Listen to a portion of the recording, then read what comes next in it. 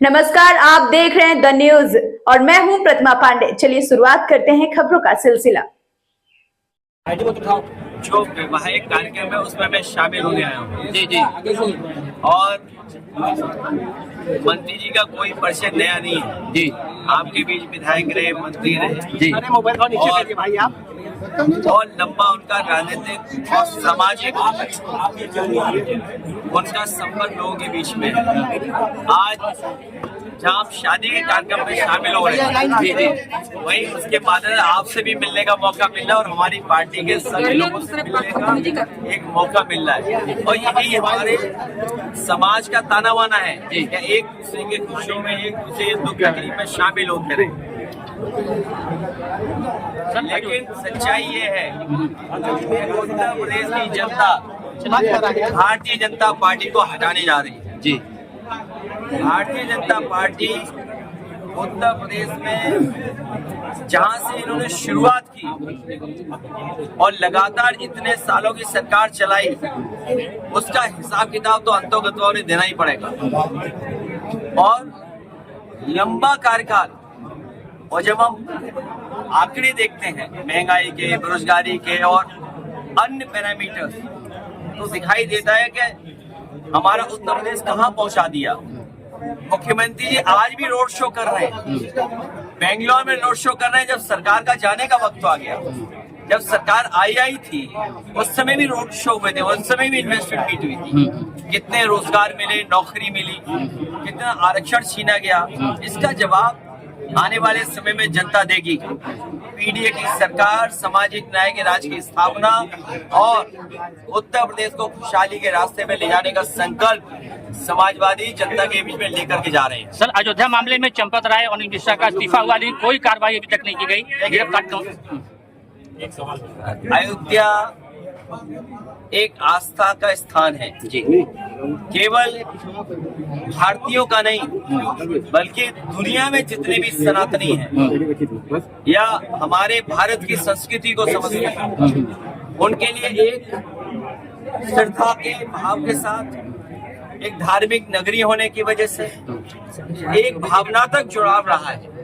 और ये जो खबरें आई हैं और जो जानकारी सूचनाएं मिल गई और सरकार को झुक करके उन्हें एसआईटी बनानी पड़ी और एसआईटी की रिपोर्ट किसको दी गई, ये भी एक प्रश्न चिन्ह है कि एसआईटी बनी और एसआईटी की रिपोर्ट किसको दी गई। और उसके बाद जो कार्रवाई हो रही है, पूरे देश की जनता दुखी है और जो घटना हुई है वो बहुत ही निंदनीय है। अखिलेश जी तो कह रहे हैं कि कोई बचेगा नहीं, सफल कार्रवाई की जाएगी। भाजपा जता रही थी कि आप खतरे में है, लेकिन अब 2026 में भगवान भी खतरे में है, क्या करेंगे? लोगों को पहले भी यही था भावना कि ये नीचे करिए, धर्म से ज्यादा धन की तरफ ध्यान देते हैं। इनके लिए धन ही धर्म है, धर्म बाद में, पहले धन। और ये जो हुआ है व्यवहार, ये बहुत चिंताजनक है। तो चंपत राय हमारी आस्था के साथ खिलवाड़ है, किसी व्यक्ति की बात नहीं होनी चाहिए। अब बताइए, मुख्यमंत्री जी हफ्ते में कितनी बार जाते थे? अगर मुख्यमंत्री प्रदेश के वर्ल्ड रिकॉर्ड बना रहे हो अयोध्या जाने का, मुख्यमंत्री जी ये दावा करते हैं कि वर्ल्ड रिकॉर्ड बनाया उन्होंने उस स्थान पे जाने का, लेकिन क्या सूचना तंत्र था? क्या उनकी जानकारी में नहीं था? अगर ये उनकी जानकारी में नहीं था, जो पूरे प्रदेश में भ्रष्टाचार फैला हुआ है, या जिस तरह की महंगाई है, या जिस तरह के आम जनता को इलाज के लिए, दवाई के लिए तहसील में, थाने में जो फेस करना पड़ रहा है, तो मुख्यमंत्री तो खुद ही स्वीकार कर रहे हैं। अगर गिरफ्तारी हुई है, अगर गिरफ्तारी हुई है और जो सूचना मिल रही है कि इतने लाख रुपए निकले, कभी कंडों में निकले, कुछ ऐसे जेवरात हैं, लोगों ने, सिंधी समाज ने आरोप लगाया कि हमने तो इतनी चांदी की शिला दी थी, कोई रिकॉर्ड नहीं उसका, या आप मान लीजिए डायमंड दिया था या गुप्त दान था।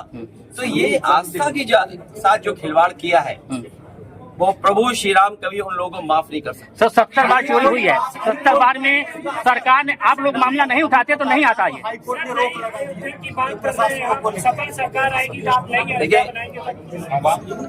प्रधान हमारी बहुत लोकतंत्र में सबसे प्राथमिक यूनिट है। जो लोग नवंबर में चुनावों की बात कर रहे थे, जो वन नेशन वन इलेक्शन की बात कर रहे थे, वो प्रधानी का चुनाव नहीं होने दे रहे हैं। सोचो, वन नेशन वन इलेक्शन कहने वाले लोग, या यूं कहें हम कि नवंबर में चुनाव कराने की अफवाह फैलाने वाले लोग प्रधानी का चुनाव नहीं करवा रहे। और सच्चाई तो ये है, हमारे प्रधान भाइयों का खर्चा बढ़ा दिया। अब उन्हें जब तक चुनाव नहीं होगा तब तक चुनाव लड़ते रहना पड़ेगा। सर एसआईटी के रिपोर्ट के अनुसार 70 बार चोरी हुई है, आप लोग अगर मामला नहीं उठाते तो नहीं उठता। ये एक सेकंड रुक जाइए। सरकार खुद स्वीकार कर रही है कि सीसीटीवी से छेड़खानी हुई है। सीसीटीवी से छेड़खानी तो हुई है, लेकिन